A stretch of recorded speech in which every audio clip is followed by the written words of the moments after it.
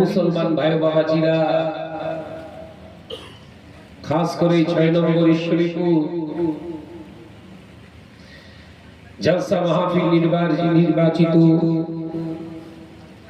সম্মানীয় সভাপতি মহাশয়, আমন্ত্রিত উলামায়ে কেরাম, খাস করে দরবারে ফুরফা শরীফ থেকে আগত আওলাদে মুজাদ্দিদুজ জামান, শুধু নিউ টাউন জালালিয়া দরবার শরীফ থেকে আগত জনাব পীরজাদা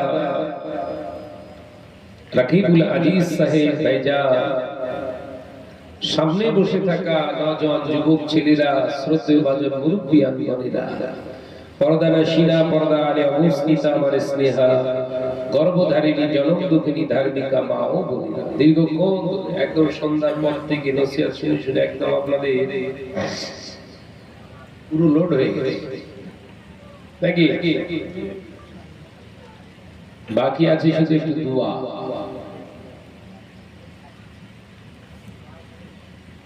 আল্লাহ শুকর, আমাদেরকে সারা রাত জাগ্রত অবস্থায় তারা ইবাদত বান্দিগির ভিতর দিয়ে আল্লাহ পাক আমাদেরকে রাত শেষ করার সুযোগ দান করেছেন। বলুন সকলে আলহামদুলিল্লাহ। জোরে হলো না? দুনিয়ার জমিনে বহু খারাপ বাজে রাস্তায় দিন কাটিয়েছে, রাত কাটিয়েছে, কিন্তু এই জমিনেতে এই দক্ষিণ আপনার 6 নম্বর ঈশ্বরীপুর গ্রামে এখানে যে আছে রাতটা কাটিয়ে দিচ্ছেন, আল্লাহকে বলতে পারবেন আল্লাহ জীবনের সব মুহূর্ত হয়তো আপনার বিরোধিতা করেছি, কিন্তু এই মাজলিসে একটা রাত আপনার জন্য জেগেছিলাম। আল্লাহ পাকে কথাতে হয়তো খুশি হয়ে যাবে। বলুন সুবহানাল্লাহ। জোরে হবে না? জানার ওসিলায়, জানার দৌলতে আজকের এই দিন, এই রাত আমরা পেয়েছি। সেই হাবিবের দরবারে, নবীর দরবারে জানাই লাখো কোটি দরুদ ও সালাম, উচ্চ আওয়াজে পড়ি সাল্লাল্লাহু তাআলা আলাইহি ওয়াসাল্লাম। ওয়াজ নসিহত মুসলিম সমাজে আর কম হচ্ছে না। বাবা গিয়েছিল যে মোবাইল আবিষ্কার হয়েছে, মানে এবার জলসা মাহফিল একটু কমবে, আরো বেড়ে যাচ্ছে, এলাকায় জলসা বেড়ে যাচ্ছে। শুধু তাই নয়, আলেমদের সংখ্যা বাড়ছে। শুধু তাই নয়, দাড়িওয়ালা টুপিওয়ালা বাড়ছে। শুধু তাই নয়, হাজি ওমরাকারী বাড়ছে। শুধু তাই নয়, পীর সাহেব পীর জাদা বাড়ছে। শুধু তাই নয়, সমাজে মাদ্রাসা তৈরি করার প্রবণতা বাড়ছে, মসজিদ বেড়ে যাচ্ছে। কিন্তু ভালো করে মুসলিম সমাজে খোঁজ দিয়ে দেখুন, আল্লাহওয়ালার সংখ্যা কিন্তু কমছে। কি বলছেন? যে কটা কথা বলবো আল্লাহ বলাবেন, একদম হিসেব করে করে মেপে মেপে কথা বলবো। আমাপা কথা আমি বলি না, ওটা আমার খাসলাতের বাইরে।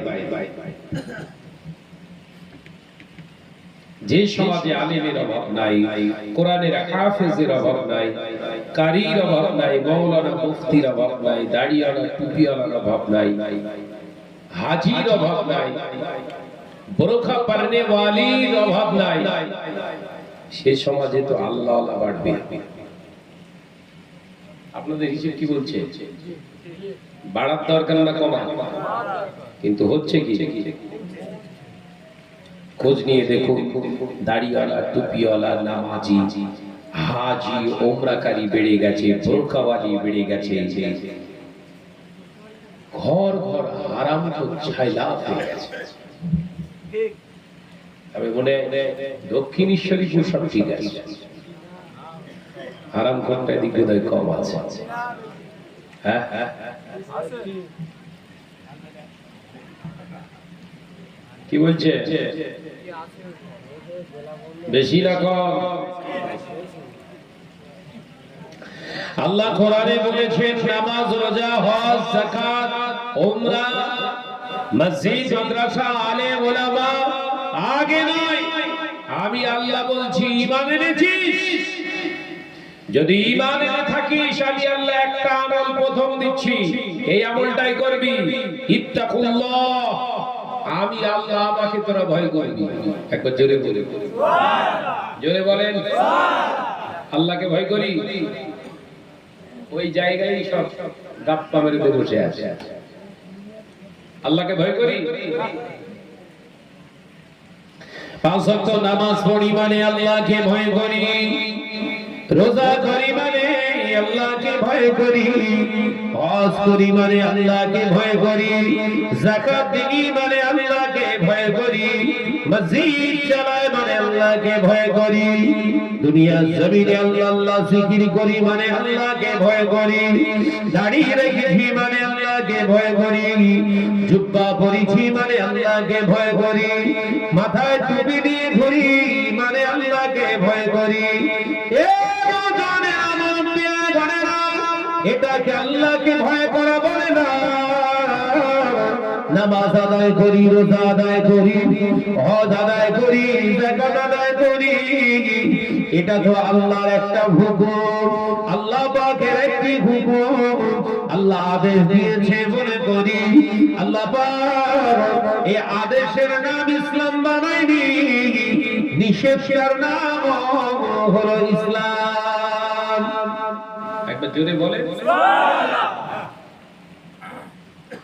আদেশ মানেন, নিষেধ মানেন না, তার মানে আপনি অর্ধেকটা কথা বুঝতে বলবেন। নামাজ পড়া আল্লাহর আদেশ, বান্দা নামাজ পড়ো, আল্লাহ আমাদের উপরে ফরজ করেছে, তাই তো নাকি? কিন্তু নামাজ পড়ার আগে আল্লাহ শর্ত দিয়েছে, কি? ঈমান আর শর্ত। ঈমান যদি এনে থাকো তাহলে বান্দা নামাজ পড়বি, আবার ওই নামাজ যদি আমি আল্লাহর কাছে গ্রান্টেড করাতে চাস, হারামকে প্রত্যাহার করবি। একবার জোরে বলি সুবহানাল্লাহ। শুধু নামাজ পড়তে বলিনি, বলো হারাম পরিহার করে তারপর নামাজ। এইগুলো সমাজের আলেমরা বোঝাচ্ছে না, বক্তারা বোঝাচ্ছে না। নামাজ পড়লি জানি জানি এলাকার টপ র্যাঙ্কের শেষ করো নামাজি হয়ে গেছে, কথা বলছেন না কেন? হজ করলি জান্নাত পাওয়া যাবে, এলাকার একদম সবথেকে নিকৃষ্টতম হায়না হজ করে চলে যায়। হায়না বুঝেন?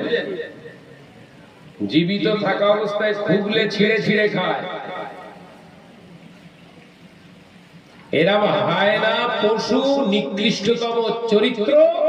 ওই রকম ব্যক্তি যদি আল্লাহর খানায় কাবায় চলে যায়, কেউ কি বিশ্বাস করবে হালাল জায়গায় হজে গেছে? টাকা থাকলে হজ ফরজ না। যদি কোনো মওলানা মৌলভী সাহেব বলে তাকে শরিয়ত জানে না বলে বলছে, এখন তো বোঝা মুশকিল ভাই। শরিয়ত কে জানে আর কে জানে না? বড় জুব্বা পরে মাথায় পাগড়ি বেঁধে স্টেজ পেলি হয়, ও মাদ্রাসায় যা কার না যা। সানডে মুফতি বেরিয়ে এসছে, রবিবারে করে ক্লাস করে মুফতি।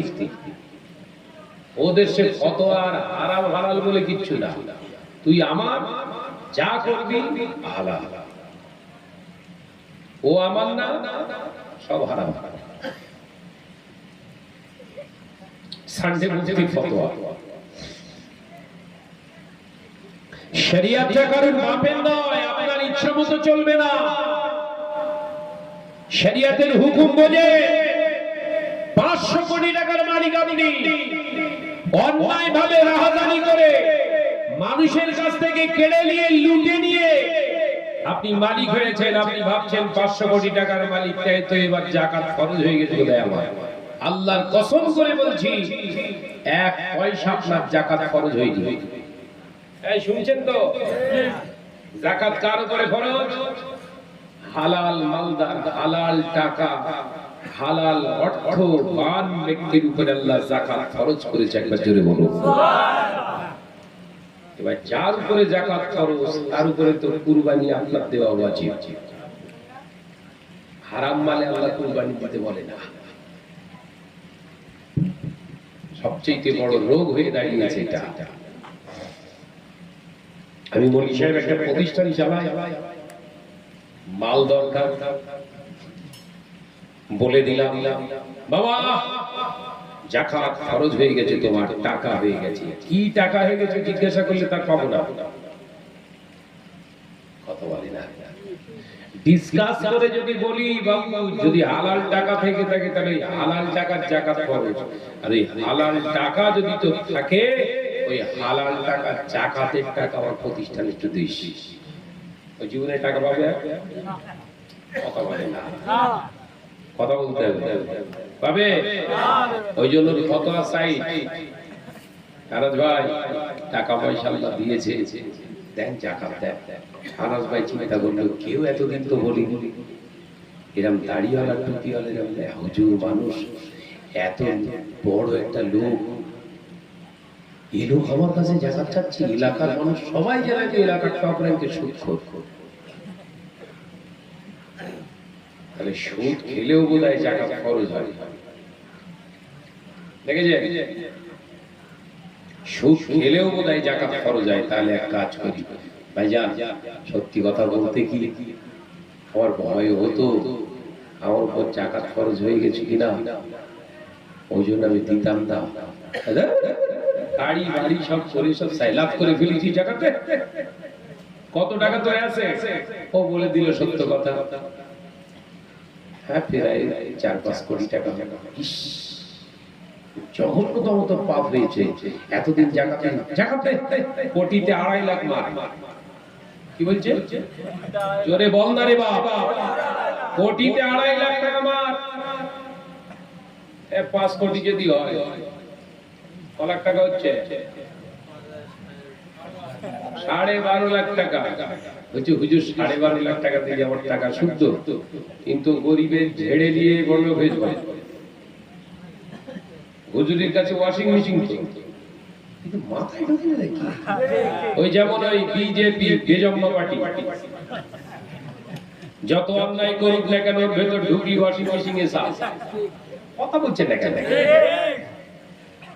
ঠিক ওই রকম মুসলিম আছে কিছু বেজম্মা মার্কা মলি সাহেব আছে, ওদের আরো সব হারাম টারাম লাগে না, হারাম করগুলো ওদের সাপোর্ট করলেই হালাল। আমি ভুল বলছি নাকি?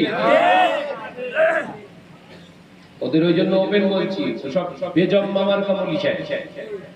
শুনতে খারাপ কিন্তু হাকিকাতে তাই। এই জন্য বললাম ওরা সুদখোর। সুদ যারা খায়, সুদ যারা দেয়, এদের অ্যাকচুয়াল জন্মগত প্রবলেম বলি খায়। কথা বুঝতে পারছেন না? আমি একটু পরে হাদিসে আসব, আলোচনা বুঝে নেবেন। এবার আমি দেখলাম 12-12.5 লাখ টাকা যদি দিলে আমার 5 কোটি টাকা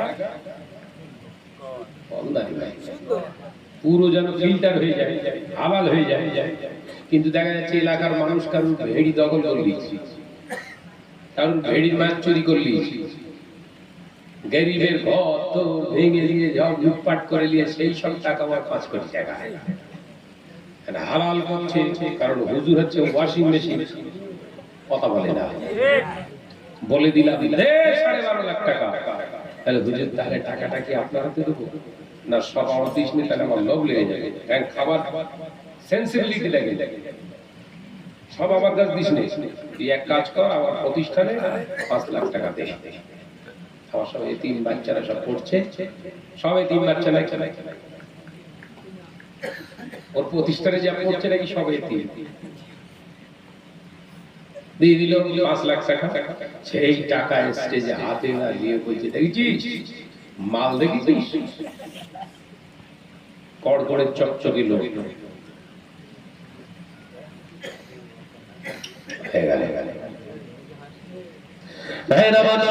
যুবকেরা, ছেলেরা, বাচ্চারা, আল্লাহ নবী দো জাহারে বাদশাহ হাবিবুল্লাহ গে নবী জনাবে মুহাম্মদ রাসূলুল্লাহ গে সাল্লাল্লাহু আলাইহি ওয়াসাল্লাম পাক জবানে জানিয়ে দিলে ও মাসাবিরা ও মাসাবারা এমন একটা দিন আসবে সময় আসবে যেদিনে দেখতে পাওয়া যাবে আমার উম্মতের সংখ্যা বেড়ে যাবে দাড়িওয়ালা টুপিওয়ালার সংখ্যা বেড়ে যাবে জুব্বাওয়ালার সংখ্যা বেড়ে যাবে ওয়া মাসাবিরা হাজীদের সংখ্যা বেড়ে যাবে উমরাকারীদের সংখ্যা বেড়ে যাবে আমার উম্মত বড় বড় নকশাওয়ালা মসজিদ বানাবে ও মাসাবিরা মসজিদ প্রতি মুসল্লি পাওয়া যাবে অবাক হওয়ার বিষয় আমি রাসূলুল্লাহকে সাল্লাল্লাহু আলাইহি ওয়াসাল্লাম জানিয়ে দিলাম ওই মুসল্লিদের ভিতর থেকে আল্লাহকে ভয় করতে বলা মুসলমান পাওয়া মুশকিল হয়ে যাবে।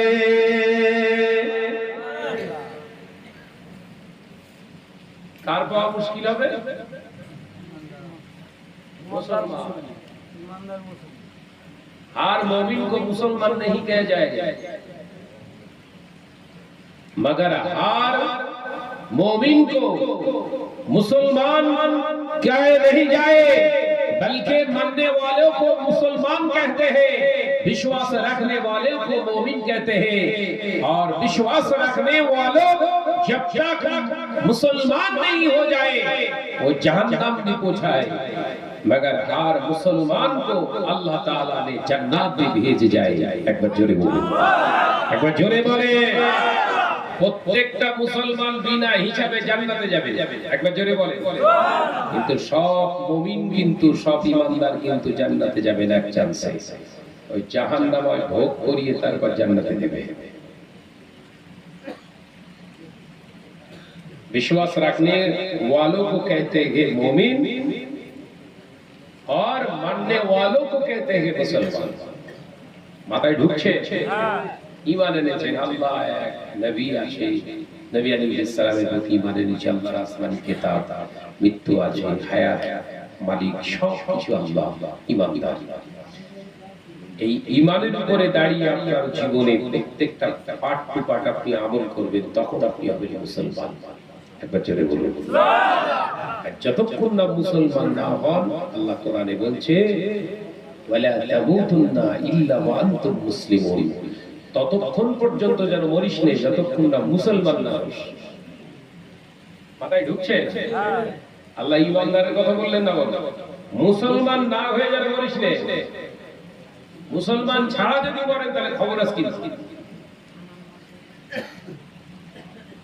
সবাই তো বলছে ঈমানদার, ওই জন্য শয়তান দেখছে তাই তো, কিন্তু মাথায় পাগড়ি ঠাগড়ি বেঁধে যদি ঘোরা যায় তাহলে তো মুসলমান ঈমানদার হওয়া যাবে। ও এখন পাগড়ি বাঁধে মাথায়, কথা বলতে যাচ্ছে, শয়তান একদম চাপ দাঁড়িয়ে রাখছে, বড় জুব্বা করছে শয়তান, বড় জুব্বা করে মাথায় টুপি দিয়ে মেয়ে লোকের পিছনে বসে বসে ড্যান্স দিচ্ছে। ওরা চিন্তা করছে, শয়তান চিন্তা করছে আল্লাহ আমার যাওয়ার দরকার নেই, কারণ আমার বড়দা এখন বসে আছে। শয়তানের বড়দা মাথায় ঢুকছে না? একজন দাড়িওয়ালা টুপিওয়ালা যদি জুব্বা পরে কাবা শরীফ ছুঁয়ে আসার পরে ও যদি স্টেজে বসে ধেইতালে না পেছনে বসে থাকে আর মিচকি মিচকি ফিক ফিক করে হাসে, ওর কাছে জীবনে ইবলিস আসবে বলে মনে হয়? ওকে দেখলে শয়তান সেলফ করে, দাদা তুই আমার বড়, আমি তোকে সেলফ করি, জীবনে বহু শয়তানি করেছি, তোর মতো করি। রেগে যাচ্ছেন নাকি? অসুবিধা হচ্ছে? কথা বলবো তো? দাওয়াত খাওয়ার দিস নি, খেটে ডাউন তো দিয়ে যাবে। এই চিন্তার মানুষ আমি না যে আগের বছর আবার আসবো। ছেলে হসপিটালাইজ, আজকে আমার 20 দিন বয়স, ছোট বাচ্চা ছেলে দুনিয়ায় আল্লাহ পাঠিয়েছে অসুস্থ। কলিকাতা ফুলবাগানে হসপিটালে অক্সিজেন দিয়ে রেখে দিয়েছে, তারপরেও কথাগুলো বুক ঠুকে বলতে হচ্ছে, কারণ হতে পারে ওরা আগে আমি চলে যাব। তাই হক জিন্দা থাক, বেঁচে থেকে লাভ নেই, হক জিন্দা থাক, হককে বাঁচা, হককে বাঁচিয়ে যদি একবার রবের ডাকে সাড়া দিতে পারেন, রবের সঙ্গে দিদার হয়ে যাবে। হককে জিন্দা রেখে চলার চেষ্টা করেন, নিজে মারা যান, লা বাসা কোনো সুযোগ নেই, নিজের জীবনকে সত্যের জন্য বিলিয়ে দেন, পৃথিবীর কোন নেতা মন্ত্রীর জন্য নয়, সত্যের জন্য বিলিয়ে দেন, মৌতের সাথে সাথে রব্বে কারীমের সঙ্গে আপনার দিদার হয়ে যাবে। রবকে কোনোদিন দেখেননি, চেষ্টা করছেন, আপনার ইন্তেকালের সাথে সাথে আমার আল্লাহকে আপনাকে দেখতে পাবে। এরকম ঈমান নিয়ে আপনাদের ভাই শাহাদাত চলে। এই দুনিয়া আমার কাছে আগে লাগে, আমার কাছে আমার রব আগে, আমার নবী আগে, আমার সন্তান আগে। সন্তান যদি আগে হতো জলছে আসতাম আমি, আর রাত আমাকে প্রোগ্রামে যেতে হচ্ছে, কারণ জবান দিয়ে বলেছিলাম যাবো তোদের জলসায় ইনশাআল্লাহ। আমি যদি হায়াতে থাকি আমি যাবো। আমি হলাম সেই শাহনাজ, যে শাহনাজের বাপ গাড়ির ভিতরে ইন্তেকাল হয়ে যাওয়ার পরেও সেই বাপের লাশ বাড়িতে রেখে জলসায় অ্যাটেন্ড করা মানুষ আমি। সন্তান তো আমার কাছে কিছুই না, আমার কাছে আমার সন্তানের থেকে আমার জবানের মূল্য অনেক বেশি। প্রত্যেকটা মুমিনের জবানের কথা হলো আল্লাহর সঙ্গে সম্পর্ক। একবার জোরে বলুন সুবহানাল্লাহ। জুব্বা দেখবে না, দাড়ি দেখবে না, টুপি দেখবে না, আল্লাহ দেখবে ঈমান আর জবান। কি দেখবে? ঈমান আর জবান। আমি ওটা আল্লাহ দেখবো না। তুই কত বড় জামা পরেছিস, কত বড় দাড়ি রেখেছিস, টুপি পরেছিস, আমি দেখবো না। কত বড় মাওলানা হয়েছিস, মুফতি হয়েছিস, আমি দেখবো না। কোন বংশের আমি তাও দেখবো না। আমি দেখবো তোর ঈমান, আর ঈমান অনুপাতে জবানটা কোন দিকে চালিয়েছিস ওটা মিলিয়ে দেখবো। ভেতরের সঙ্গে উপরের যদি সম্পর্ক ডিসকাট হয়ে যায়, তাহলে উপরটা জাহান্নামে হয়ে যাবে। আলোচনা বুঝতে পারছি না, অজবোজো ভাইরা, নওজওয়ানেরা, মুরব্বিয়ানগণেরা, ছেলেরা, বাচ্চারা, পর্দারা, শিরা, মা ও বোনেরা, আল্লাহ নবী তো জাহারে বাদশা হাবিবুল্লাহকে, নবী জনাবে মুহাম্মদুর রাসূলুল্লাহকে সাল্লাল্লাহু আলাইহি ওয়াসাল্লাম ওই জন্য বলেছিলেন, ও মাসাবিরা, ঈমান আনসহ ঈমানকে হেফাজত করা বড় কঠিন। ও মাসাবিরা, যারা ঈমান এনে ঈমানকে হেফাজত করতে পেরেছে, ওরাই হলো পূর্ণ আমানতদার, পূর্ণ ঈমানদার। আর যারা পূর্ণ ঈমানদার, আমানতদার হয়, আল্লাহ পাক আল্লাহ তাআলা তাদেরকে সলিহিন হিসাবে কবুল করে থাকে। আপনি ঈমানদার হয়েছেন, আমানতদার হন। শুধু পর অন্যের 50,000 টাকা আমানত রাখলে আপনি আমানতদার না। আপনি আমানতদার, যেটা জবান দিয়ে বলবেন ওটা ধরে রাখবেন। এই কথা বুঝতে পারছেন? বললুন সকালে, বিকালে আর এক বছর আগে এক বছর পরে আর এক। ঈমানদার না, এই লক্ষণ হচ্ছে মুনাফিকের লক্ষণ। আয়াতুল নিফাকুস সালাসা, বুখারীর হাদিস, আল্লাহ নবী পাক জবানে জানিয়ে দিলেন, মুনাফিক যারা হয় এদের ভিতরে তিনটি শর্ত পাওয়া যায়, এদের ভিতরে তিনটি আলামত দেখতে পাওয়া যায়। অপর হাদিসে এসেছে, আল্লাহ নবী পাক জবানে জানিয়ে দিলেন, আয়াতুন নিফাকু আরবা'a, মুনাফিক যারা হয় এদের ভিতরে চারটি আলামত দেখতে পাওয়া যায়। আল্লাহ নবী পাক জবানে জানিয়ে দিলেন, ইযা হাদাসা কাযাবা, এরা যখন জবান দিয়ে কথা বলে মিথ্যা কথা বলে। মুনাফিকের প্রথম আলামত, যা কথা বলবে সব মিথ্যা কথা। আমরা বলছেন হুজুর মানুষ না, ঠিকই বলছে, কিন্তু সব মিথ্যা কথা বলছে না। দুনিয়া কামানোর জন্য, চিয়ার দেওয়ার জন্য, আসন পাওয়ার জন্য 3 বছর আগে 2 বছর আগে যা ওয়াজ করেছে, হারাম হারাম হারাম, গান বাজনা হারাম, ডান্স হারাম, মহিলাদের সামনে হারাম, এ হারাম সে হারাম। যেই মাল গদি পেরিয়ে বলছে না ঠিকই আছে, চল এই হুজুর না শয়তান? জোরে বলছে না কেন? কলগে লাগছে না তো? অনেকে আবার কলগে দেখে যায় তো, চলে যাওয়ার পরে তার হবে না ঠিক না, ঠিক না। তা তুই কোনটা ঠিক না, এখানে আমি আছি, একটু উঠে দাঁড়া। হককে জীবন সঙ্গী করে দিয়ে বাঁচ। 100 বছরের হায়াত কোনো দরকার নেই। 100 বছরের দিল্লির জিন্দেগি থেকে 1 ঘন্টা সিংহের জিন্দেগি তৈরি কর। ওই 1 ঘন্টা জিন্দেগি আল্লাহ কবুল করে বেহেশতের জিন্দেগি আল্লাহ ফ্রি করে দেবে। জোরে বলে, আমি 1 ঘন্টা বেঁচে থাকতে চাই, 100 ঘন্টা নাই, 100 বছর নাই। আল্লাহ নবী দানি সাহাবী হযরত বেলাল রাদিয়াল্লাহু তাআলা আনহু দেখতে কালো, গায়ের রং কালো। হযরত বেলাল রাদিয়াল্লাহু তাআলা আনহু একজন হাবশী দেশের মানুষ, একজন গোলাম, আল্লাহ নবীর পাগল।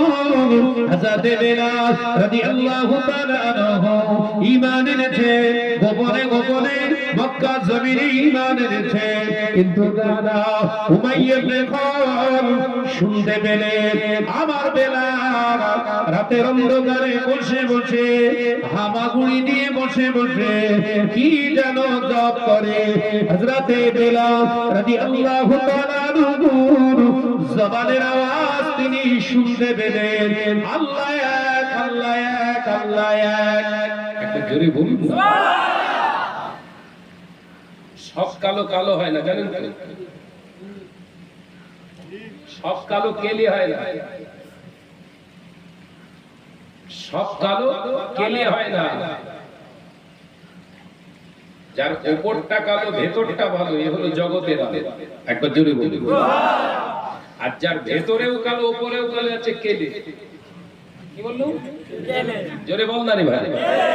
হ্যাঁ, সারা জীবন ভুলবেন না, অন ক্যামেরায় বলে যাচ্ছি।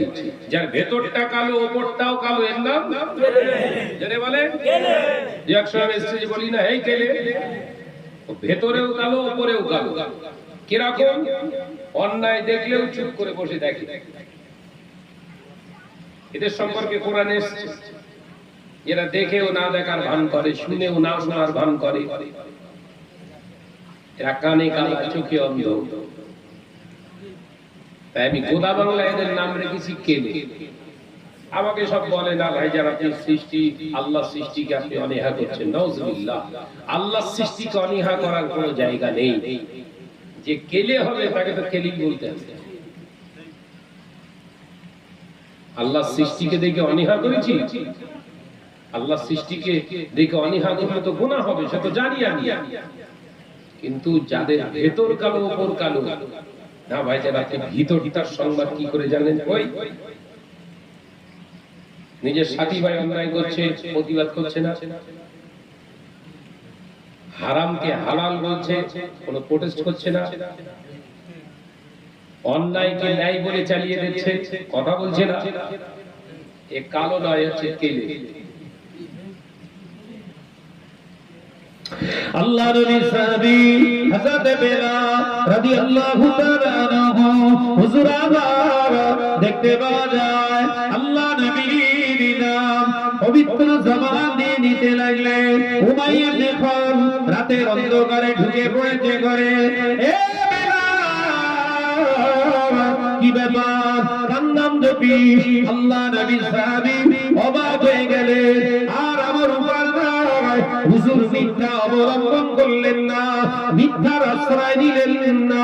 হুজুর আমার বললেন, হে উমাইয়া ইবনে খালদ, আমার মনি, তুমি তো আমার দুনিয়ার মনি, আর যিনি আমার হায়াত দিয়েছে, আমার রিজিক দিয়েছে, আমার ইজ্জত দিয়েছে, মানুষ রূপে পৃথিবীর জমিনে পাঠিয়েছে, তিনি হলেন আমার আল্লাহ।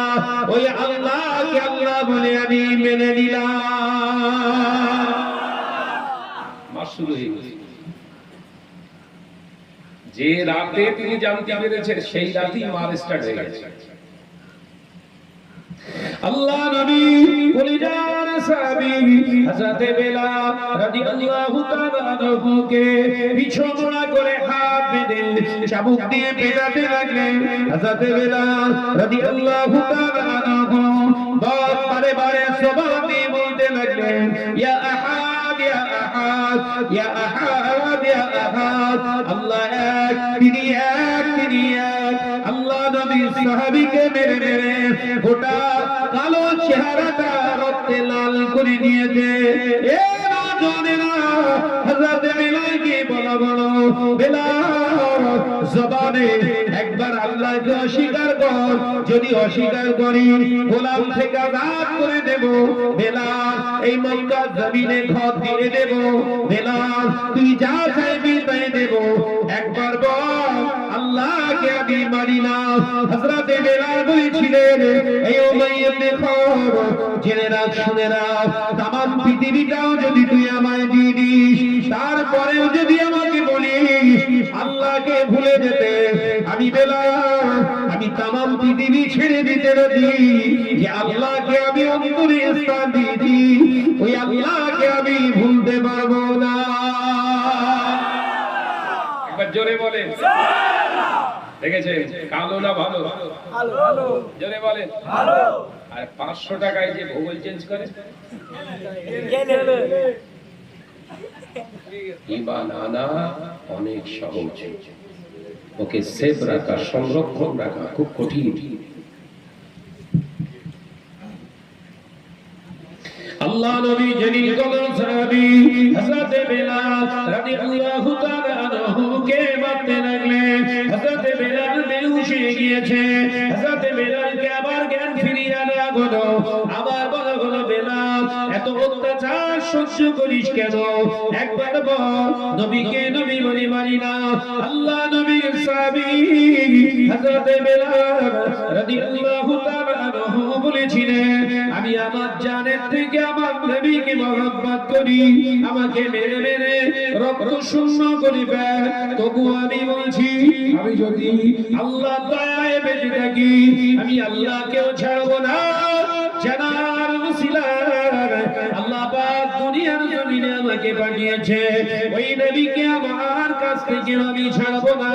আমি আমার জানের থেকে আল্লাহ আল্লাহ নবীকে ভালোবাসি। একবার জোরে বলে সুবহানাল্লাহ। হায় হায় হায়। ওই জন্য নবী বললেন, লা ইউমিনু, এই শুনুন মুসলিমের হাদিস, আল্লাহ নবী পাক ফরমানে জানিয়ে দিলেন, লা ইউমিনু আহাদুকুম হাত্তা আকুনা আহাব্বা ইলাইহি মিন মালিহি ওয়া আহলিহি ওয়ান নাস আজমাইন। ও আমার সাহাবীরা, আমি নবী জানিয়ে দিলাম, তুমি ততক্ষণ পর্যন্ত মুমিন হতে পারো না হাত্তা আকুনা আহাব্বা ইলাইহি, যতক্ষণ না সবার থেকে আমি রাসূলুল্লাহকে না ভালোবাসতে পারো, মিন মালিহি, দুনিয়ায় টাকা পয়সা থেকে, ওয়া আহলিহি, দুনিয়ায় তোমার বিবি সম্পত্তি থেকে, পরিবারের থেকে, আমি নবীকে যদি না ভালোবাসতে পারো, মুমিন হতে পারলে না, মুসলমান হতে পারলে না। ও নজরের মুরব্বি, আমি বলে না, হযরত বেলাল দুনিয়া সব ছেড়ে দিতে রাজি, নবীকে ছাড়তে রাজি না।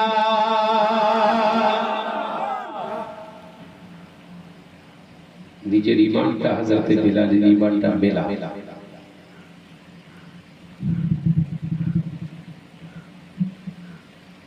আল্লাহ নবী পাক জবানে জানিয়ে দিলেন, বাজাবিনা, ও আমার সাহাবীরা, উম্মতের সংখ্যা বেড়ে যাবে, দাড়িওয়ালা টুপিওয়ালা বেড়ে যাবে, জুব্বাওয়ালা বেড়ে যাবে, মসজিদ বেড়ে যাবে, দুনিয়ার জমিনে আলেমের সংখ্যা বেড়ে যাবে, কিন্তু আল্লাহওয়ালা, আল্লাহকে আল্লাহকে ভয় করেনি বলা মুসলমান পাওয়া দুষ্কর হয়ে যাবে।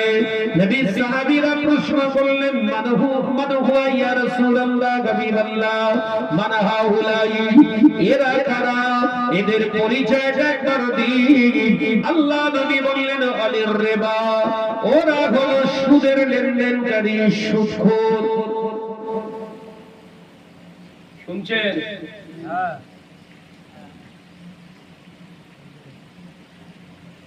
দাড়িওয়ালা টুপিওয়ালা বিশাল পাওয়া যাবে বলছে হুজুর। এক বছরে হজ করতে যাচ্ছে, দেখলে মাথা কাজ করছে না আপনার। আমি গত বছরে মাহে রমজানে, তার আগের বছরে, তার আগের বছরে রমজান মাস কাটিয়েছি আল্লাহর শুকর।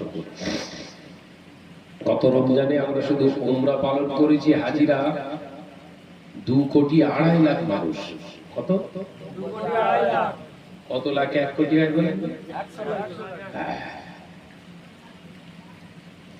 এই বছর রমজান মাসে আমি যেতে পারি, বাচ্চাটা হবে বলে যেতে পারলাম না, মন মতি পুরো খারাপ। বাচ্চার জন্য হুজুরের কাছে যেতে পারি, মন খারাপ।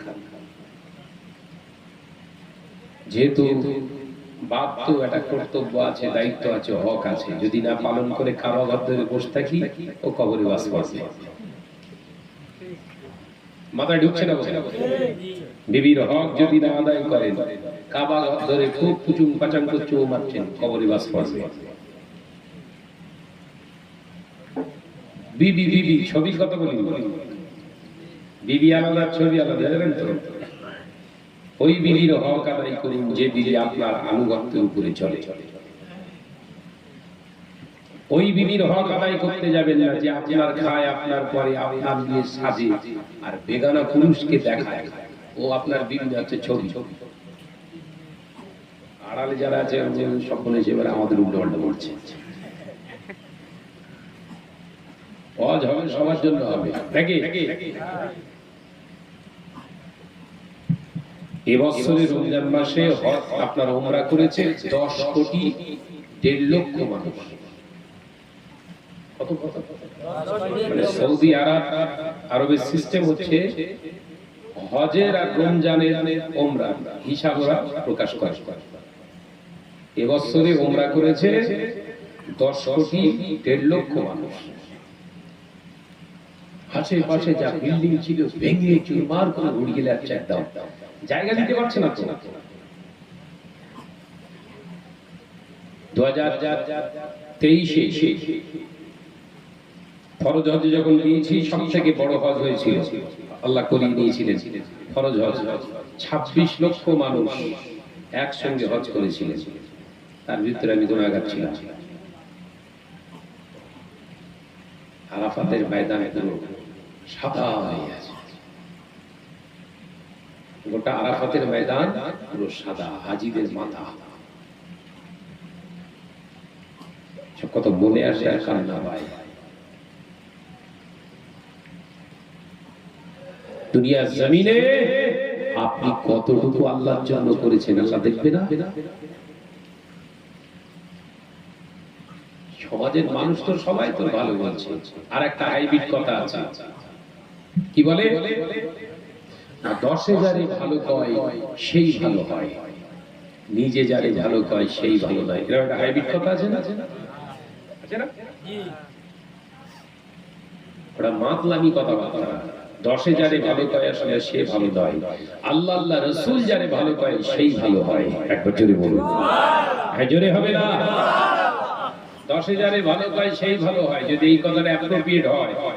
ধরেন ওই 10 জন টোটাল মত কর, 10টা মত কর, আমি শাহরাজকে ভালো বললি, ভালো তো? কথা বলছেন না?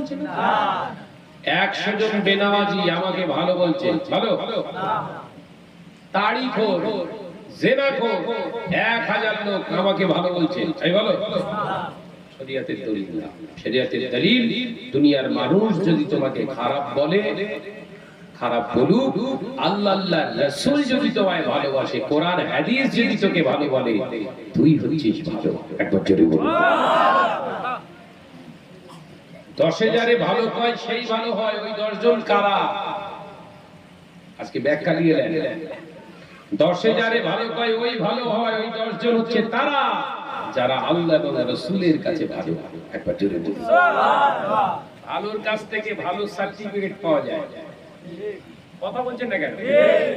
ভালোর কাছ থেকে ভালো সার্টিফিকেট পাওয়া যায়। চোরের কাছে যদি আপনি বিচার চান, ও বিচারক না চোর? চোর হয়ে আবার বিচারক হয়? এইগুলো সমাজকে বোঝানো যাচ্ছে না।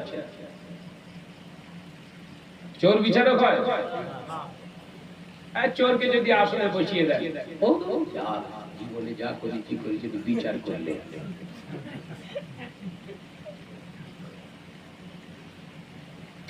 ভাইরা নজরেরা মুরব্বিয়ান করেরা, ছেলেরা বাচ্চারা বড়দারা ঝিরা মা বোনেরা, আল্লাহ নবী দয়ার নবী রাহমাতাল লিল আলামিন জানিয়ে দিলে, ও আমার সাহাবীরা, আমার উম্মতেরা যখন সুদে লেনদেনকারী হয়ে যাবে, মুসলমানের সংখ্যা সমাজে বেড়ে যাবে, আমার উম্মতের সংখ্যা বেড়ে যাবে, দাড়িওয়ালা টুপিওয়ালার সংখ্যা বেড়ে যাবে। সুদের লেনদেন যখন আমার উম্মতেরা করবে, আল্লাহদের কাছ থেকে 6টা নিয়ামত আল্লাহ উঠিয়ে দেবে।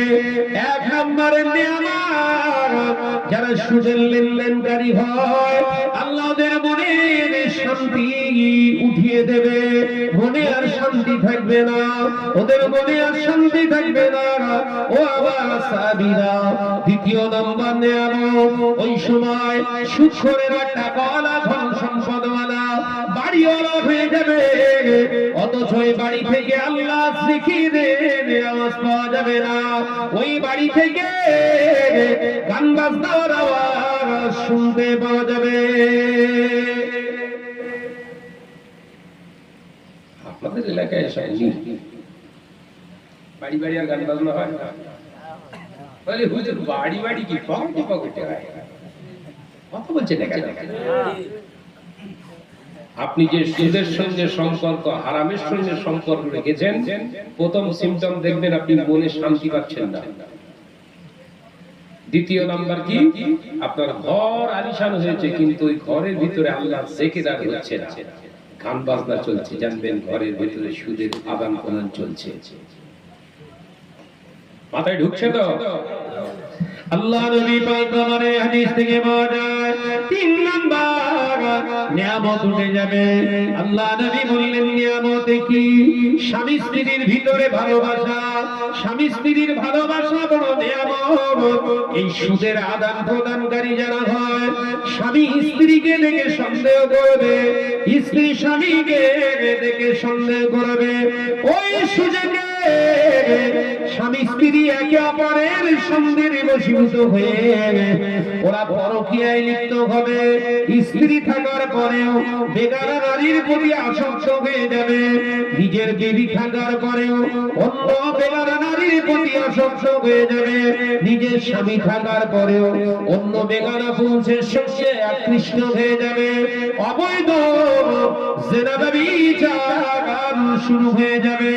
ওই সময়ে ও বাবা সাহাবীরা, লজ্জা উঠে যাবে, হায়া উঠে যাবে।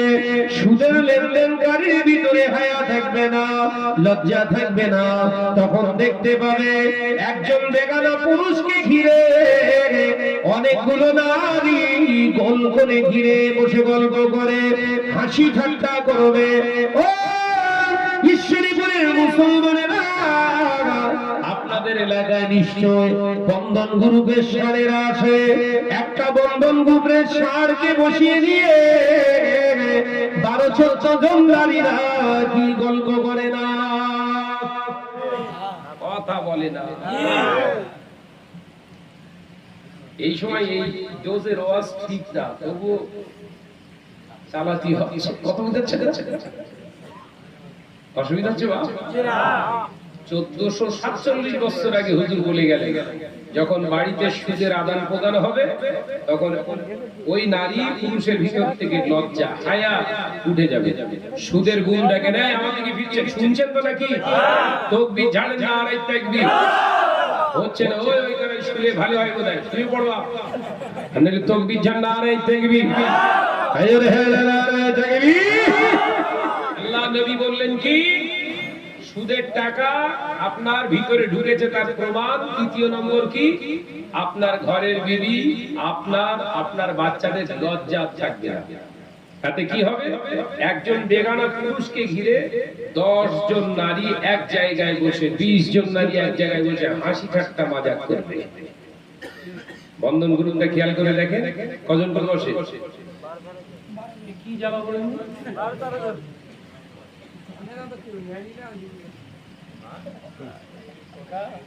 এক জায়গায় বলছি এই কথা বিশ্লেষণ করছি, একদিন চাষে বলছে আর বলেন না, আমাদের এখানে 22 জন বসে। তোমার এখানে বরকত বেশি।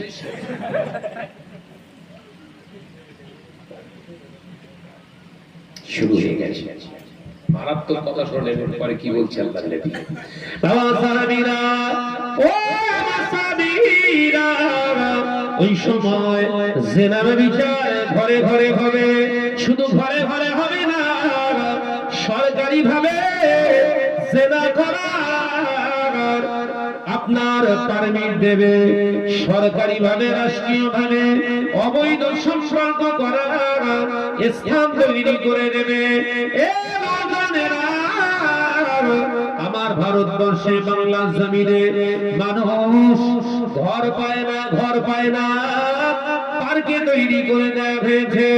ঘর ছেড়ে ঘরের বিবিরা, ঘরের মেয়েরা পার্কে গিয়ে জেনায় লিপ্ত হয়। কথা বলে না। গরিবগুলো ওই 100 কোটি টাকা বাজেট রেখে যে পার্কটা তৈরি করেছিল, 100 কোটি টাকা যদি ঈশ্বরীপুর দেওয়া হয়ে যেত, কারুর ঘর আর কাঁচা থাকতো না। প্রত্যেকের ঘর ছাদ ঢালাই হতো, শুধু না একদম প্লেট বসানো ঘর হতো। কিন্তু না, এদের দেবে না। হুজুর বলছে কি, নিবেদন তৈরি হয়, আপনার বিনোদনের জায়গা তৈরি হবে, মানে জেনা বিচার যাতে করতে পারে। আপনার জীবন চলার পাশেই আছে, আমি জানি। নেই নেই নেই, আমি ওর সামনেই জলসা করে এসেছি, কলা সেলা করে রেখে এসেছি। কলা যেরকম ছেলে ছিলে রেখে এসেছি।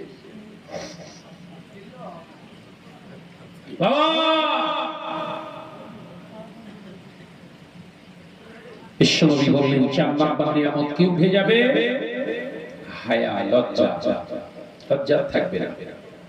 নিয়ামত, স্বামী স্ত্রীর মহব্বত বড় নিয়ামত থাকবে না। 5 নাম্বার নিয়ামত, ও আমার সাহাবীরা, 5 নাম্বার নিয়ামত হলো উম্মতের ভিতর থেকে খাউফি ইলাহি, আল্লাহর ভয়টা শেষ হয়ে যাবে। আল্লাহকে ভয় পাবে না, আল্লাহকে, আল্লাহর জাহান্নামকে ভয় পাবে না। মুসলমান তখন দুনিয়ার রাষ্ট্রনায়ক, নেতা, মন্ত্রীদের ভয় পাবে।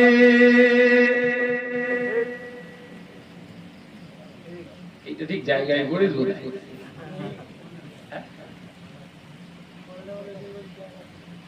আমি আমার বাড়ি করে বলেন, সেখান থেকে নির্ভীক ভাবে কথা বলে যাচ্ছি, বুক ঠুকে। কেউ যদি ধরেন পরিকল্পনা করে আমাকে মেরে দেয়, দিল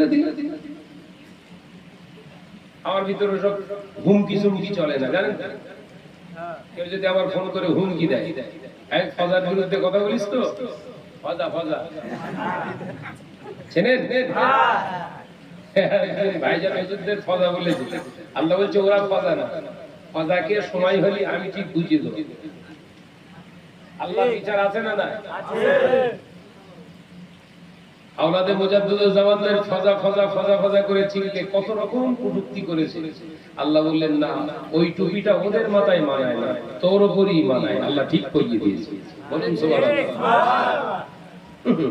ফজা এখন কি করবে খুঁজে পাচ্ছে না। লোক দিয়ে হুমকি দিচ্ছে, আমার মুখ খুলিস না। আমি কেউ তো মুখ খুলতে যায় না, কথা বুঝেছে না। ভয় যদি মারে, সব বড় বড় ইমানদার বুঝতে পারছি, ছোটখাটো ইমানদার তো মুখ খুলিছি।